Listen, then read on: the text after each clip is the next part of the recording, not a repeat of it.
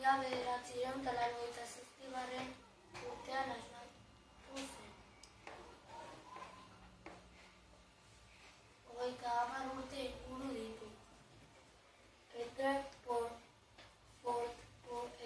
Putin, esan nahi du izan eta irakurri du.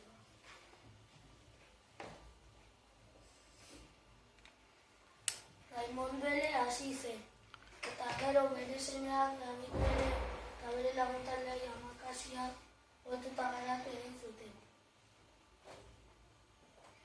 Davidelen asmoa ez zen kirol bat sortzea, baizik eta militarrei entrenatzeko teknika bat eskaintzea.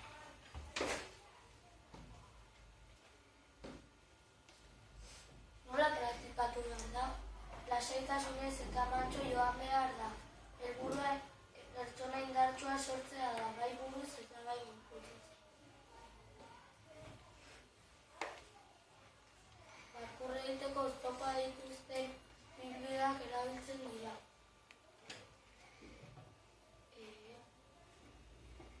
Parkurra praktikatzen duten pertsonak trazeun gehitzen dira, adibidez nik trazeun naiz.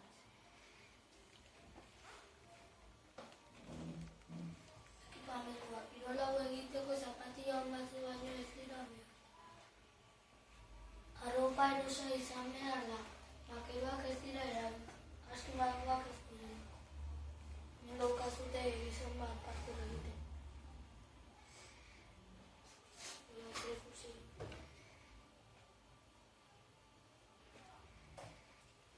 Lasaga eta txinu, nire guztoko trazeoz dira. Hau da lasaga, dagoela miramarren burua. Eta hau da txinu, dagoela zurriolan, erabiltzen du bola gehiago botatzeko. Eta dago zurriolan, garretara erortzen bada ez durako hanbizten inertzen. Orain erakutsiko dizuet teknika